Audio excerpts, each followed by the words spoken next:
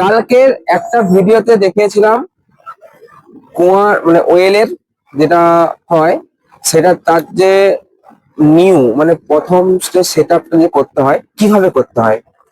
প্রথমে এখানে centre point দিলাম, সেন্টার পয়েন্ট থেকে পুরো এইটার চারদিকে লেবেল করতে হয়। এটা যে গোল আছে পুরো কুয়াটা সাইজ হচ্ছে 7 মিটার, 7 মিটারের সাইজের পুরো লেবেল করতে হয়। এটা ঠিকঠাক বরাবর আছে না নেই, এটা লেভেলটা করতে হয়।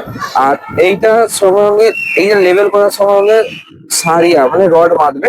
আর রডটার সঙ্গে সঙ্গে এই একটা যে কুয়া দেখাচ্ছি, এই যে কুয়াটা, এই কুয়াটা আগের যে কুয়াটা দেখেছিলাম কালকে, এর উপর ঠিক কাস্টিং হবে।